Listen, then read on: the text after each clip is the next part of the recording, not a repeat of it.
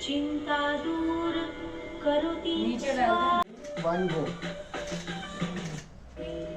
श्रीं क्लीं श्रीं लक्ष्मी गणेशाय बताओ मंगलसूत्र मम वो गृहे इधर दोनों हाथ से, धनदेहि दोनों हाथ से ऐसे ऐसे चिंता दूर Yes. करोति इधर स्वाहा।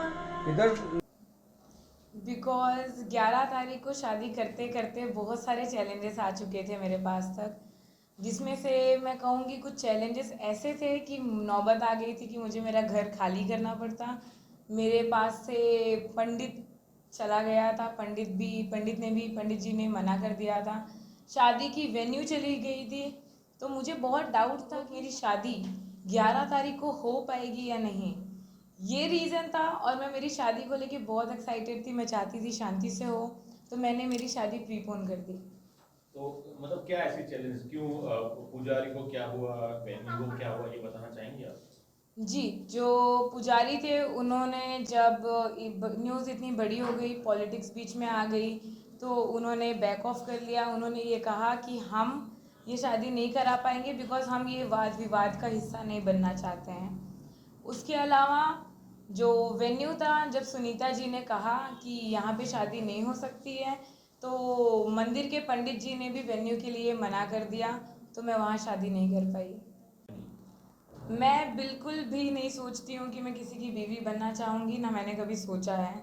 तो फिलहाल के लिए अगर आप पूछ रहे हैं कि क्या मैं कभी किसी से शादी करूँगी, मतलब है मुझे किसी की बीवी बनना पड़ेगा, तो जवाब है नहीं।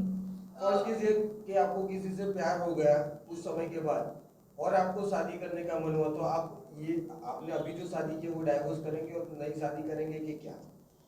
मैं अपनी मैरिज रजिस्टर करना चाहती हूँ। अगर रजिस्टर हो जाती है तो मैं डाइवोर्स दे पाऊँगी, नहीं तो टेक्निकली प्रैक्टिकली डाइवोर्स, जिसको हम गुजरात में छूटा छेड़ा बोलते हैं, अलग होना पड़ता है शरीर से। तो बताइए, मैं डाइवोर्स देके खुद से अलग हो ही नहीं सकती।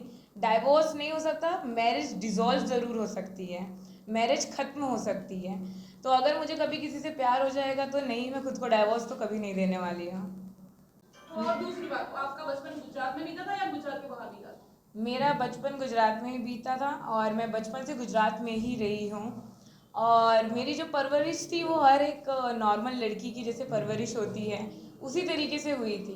बट जो बायसनेस है मैं उसको देखती आई थी, जो जेंडर बायसनेस थी कि लड़कियों को बड़ा कैसे किया जाता है, लड़कों को बड़ा कैसे किया जाता है। इसमें मैं लड़कों को नेगेटिव नहीं बोल रही हूँ, बट लड़के भी इस चीज़ से, ये बायसनेस से पीड़ित हैं। तो जब ये चीज़ें बढ़ रही थी तो मैं बहुत इससे परेशान थी कि जैसे मैं एक एग्जाम्पल अगर आपको देना चाहूँ, तो जब घर पे कोई भी मेहमान आते हैं, आदमी हॉल में बैठे होते हैं, टीवी देख रहे होते हैं, नाश्ता कर रहे होते हैं, और औरतें उनको नाश्ता देने जाती हैं, किचन में पसीने बहा रही होती हैं। यहाँ तक कि 12 साल की अगर छोटी बच्ची है ना, तो वो भी किचन में बैठी होगी और 12 साल का छोटा बच्चा हॉल में बैठा होगा। सब घरों में मैं मानती हूँ ये चीज़ नहीं होती होगी, बट मेजॉरिटी ऑफ घरों में एटलीस्ट मेरा बचपन ऐसे बीता है।